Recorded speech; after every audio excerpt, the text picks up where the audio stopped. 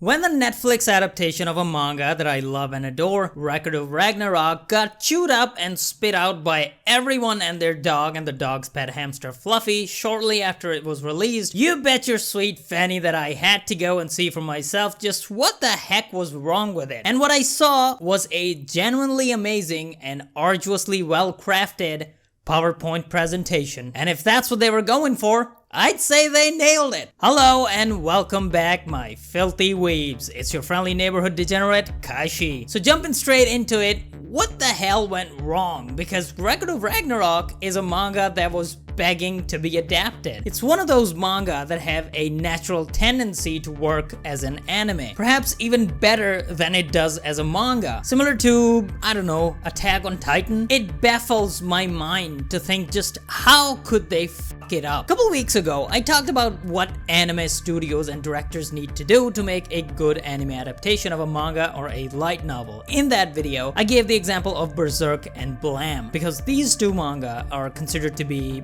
unadaptable. Record of Ragnarok is not unadaptable. In fact, it's the opposite of unadaptable. My point is that it requires a lot of hard work and dedication to mess this up. But Netflix accomplished this Herculean task. Bravo, Netflix! Bravo!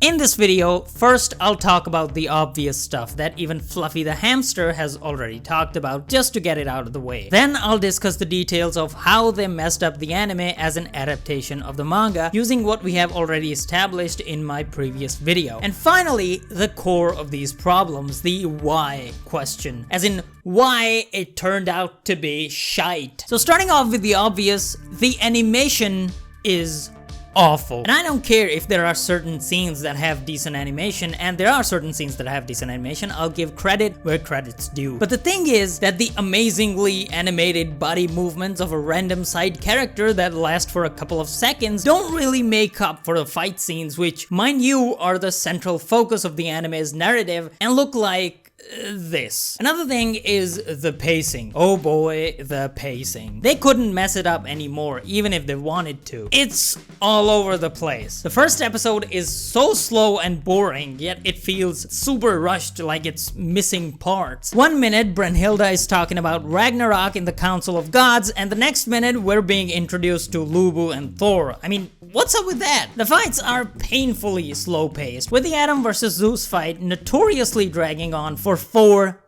fucking episodes. And also, like some people have pointed out, the music is actually good, and perhaps the only thing worth praising in this train wreck of an anime. But, yeah, you bet there's a but in there, but it's not consistently good. At times, it's just perfect. It has a distinguishable personality and fits right in with the scene. Other times, it just sounds like generic battle music on YouTube. Well, at least they got something right. And with that out of the way, let's move on to the juicy bits. The what the hell went wrong bits. In my adapting the unadaptable video, I talk about 4 rules that anime makers need to follow to make a good adaptation of a manga. As of today, I dub them the 4 horsemen of adaptation. Yeah, very original, I know. So using these rules as a baseline, let's find out how the Record of Ragnarok adaptation went all, tits up. If you want to know more about these in detail, the rules, not the, yeah. There's a link to the video in the description. The first rule is staying faithful to the source material. Now, at first look, the anime does seem to follow the manga quite faithfully. But when I went back to the manga and read the first chapter, I realized they left out 2 very important things of the very first episode. First, when Brunhilde puts forward the proposal of Ragnarok and mocks the gods, Zeus gets all excited and rips his pet dragon's face clean off of its face. Now, this scene is very important for 2 distinct reasons. One, it shows the vile, sort of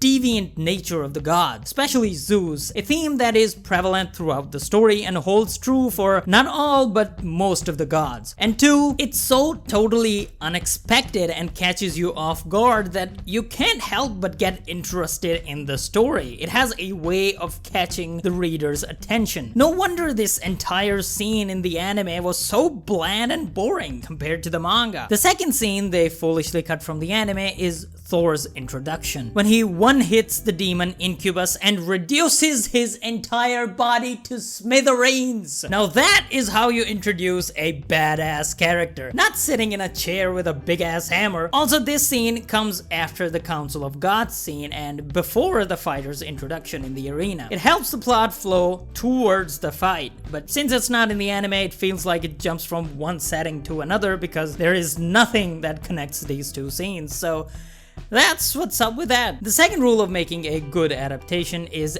adding to the experience. Two very important things unique to anime that should add to the experience of the manga but don't in this case are the animation and voice acting. Now let me tell you why the animation is vital to this particular anime. If you read the manga, you might have realized that there are two layers to the narrative. On the surface, the plot, which is essentially the fights, and at its core, the themes, which are unique to every single fight. On a side note, let me know down in the comment section if you want me to make a video breaking down some of the iconic fights of Record of Ragnarok. Now, if you are an anime studio going to make an adaptation of this manga, then you can never, not in a million years, absolutely ever mess up the animation. Anime is a very visual medium, and when it comes to battle anime, visuals are the key. And Record of Ragnarok is one big tournament arc, the heart of a battle anime. In terms of animation, it deserves the same treatment as Demon Slayer or Jujutsu Kaisen or the upcoming Chainsaw Man. But sadly, that is not the case. Remember when you thought that this will be the new JoJo torture dance?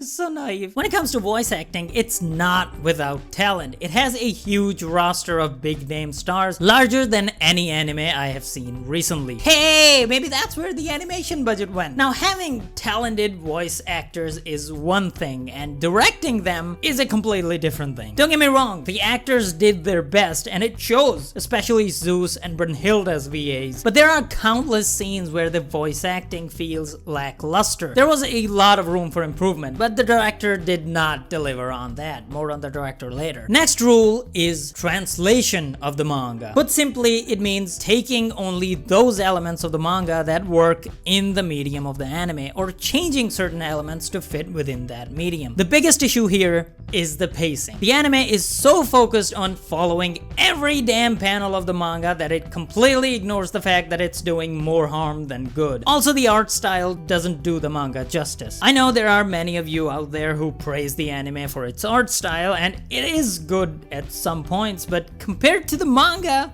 nah. Also, the art style changes for Thor's backstory, and I was like, okay, so that's what they were going for, minimalist aesthetic, okay. I didn't like it, but I wanted to see what they would do with other more complex and detailed backstories, but they never do it again, and I thought, why? Why even do it in the first place for only one character's backstory? Like, what's up with that, fam? And finally, the fourth rule, recreating the tone of the manga. Now, the anime does somewhat do that, especially the music and the character designs, but it gets overshadowed by the slideshow animation, the lacking art style, especially the backgrounds, and the atrocious pacing. The manga creates a far more rich and engaging atmosphere than the anime. A manga with black and white static pictures on a page. Now that's saying something. On to the final part of the video. Why did it happen? And the answer to that question is a lot simpler than you think. The choice of studio and the choice of director. Studio Graphinica has not been involved in a single noteworthy project in about a decade. Moreover, they almost always work in association with other studios. In addition to Record of Ragnarok, their solo endeavors include Boku wa Osama, which is a children's show with minimalistic art style and animation, and Hello World, which is a movie that surprisingly looks really good, even though there's not much action. And do you know why that is? It's because it was directed by Tomohiko Ito, the director of Death Note, Erased, and Sword Art Online. And if there's one thing that this guy knows, it's how to make shit look good. So this was not the right studio to choose for this particular anime adaptation. Please stick to Tokyo Mew Mew New in the future, Graphinica. Thank you very much. And speaking of the director, I'm not the expert here, but I don't think that the guy who never directed a complete anime before and only directed episodes of anime such as School Rumble, Onegai My Melody, and Mitsudomoe was the right guy to direct an anime such as Record of Ragnarok. In his defense though, he was also involved in action anime such as Full Metal Alchemist Brotherhood, Fairy Tail, and Beelzebub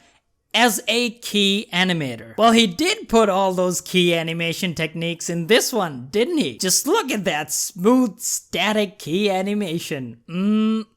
Just fill in the rest of the motions in your head. I don't think that matters anyway. The bottom line is, when you have a bad adaptation, everybody can point to it and say, this is a bad adaptation. But when you have an adaptation that is just adequate enough, then a lot of people who have never experienced the source material will look at the anime and say, this is okay. And that really grinds my gears. How about you? What do you make of the Record of Ragnarok adaptation? Was it good? Was it bad? Was it nah? Leave your thoughts down in the comment section. Like and subscribe and whatever, and I'll see you all in the next one.